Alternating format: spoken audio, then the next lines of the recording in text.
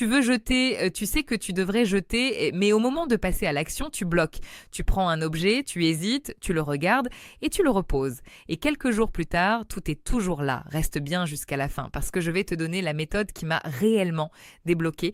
Et honnêtement, c'est ce qui a tout changé pour moi. Aujourd'hui, on va voir pourquoi tu n'arrives pas à jeter et surtout comment sortir de ce blocage concrètement. Si tu veux un espace plus léger et un quotidien plus simple, abonne-toi maintenant. La première raison, c'est le fameux au cas où. C'est exactement là où j'étais bloquée. Je gardais des câbles, des vieux objets, des vêtements que je ne portais plus en me disant ça peut toujours servir. Sauf qu'en réalité, je n'utilisais jamais rien. Un jour, j'ai fait un test, j'ai pris une boîte, j'ai mis dedans tous les objets au cas où et je l'ai fermée. Je me suis dit, si j'en ai vraiment besoin, j'irai la rouvrir. Résultat, je n'y ai pas touché pendant des semaines. Et c'est là que j'ai compris que je ne gardais pas ces objets par utilité, mais par peur. La deuxième raison, c'est l'attachement émotionnel. Il y a des objets qui ne servent à rien, mais qui racontent une histoire, un souvenir, une période de ta vie, parfois même une version de toi que tu as du mal à laisser partir. Et ça, c'est difficile. Je me souviens avoir gardé des vêtements que je ne mettais plus depuis des années. Pas parce que je les aimais, mais parce qu'ils représentaient une époque.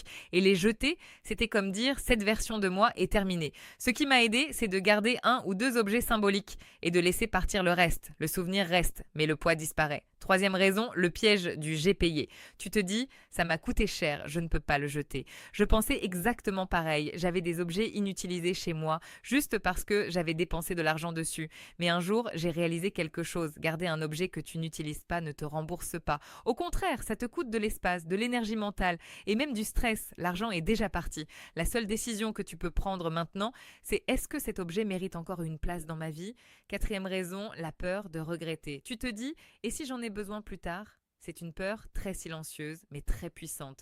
Moi, j'ai contourné ça avec une règle simple, la boîte test. Tout ce dont je n'étais pas sûre, je le mettais dans une boîte, hors de vue. Et j'attendais 30 jours. Si je n'y pensais pas, c'est que je n'en avais pas besoin. Et dans 90% des cas, je ne rouvrissais même pas la boîte. Si tu veux tester ça, dis boîte test en commentaire. Cinquième raison, tu veux aller trop vite. C'est une énorme erreur. Moi, la première fois, j'ai voulu vider tout mon appartement. Résultat, j'ai ouvert un placard, j'ai vu la quantité et j'ai abandonné. C'était trop. Donc maintenant, je fais l'inverse. Je prends 5 objets, pas plus, et je décide. C'est simple, rapide et surtout, tu avances. Sixième raison, tu n'as pas de règles. Donc tu réfléchis à chaque objet et ça t'épuise. Aujourd'hui, j'ai des règles très simples. Si je ne l'ai pas utilisé depuis un an, ça sort. Si je ne l'achèterai pas aujourd'hui, ça sort. Si ça n'a pas de place, ça sort. Moins de réflexion, plus de clarté. Septième raison, tu ranges, mais tu ne désencombres pas. Et ça, c'est le piège. Tu plies, tu organises, mais tu gardes tout. Donc forcément, le désordre revient. Moi, j'ai longtemps cru que j'étais mal organisée. En réalité, j'avais juste trop de choses. Et la différence est énorme. Et enfin, la raison la plus importante, ton identité. Pendant longtemps, je me voyais comme quelqu'un qui garde tout.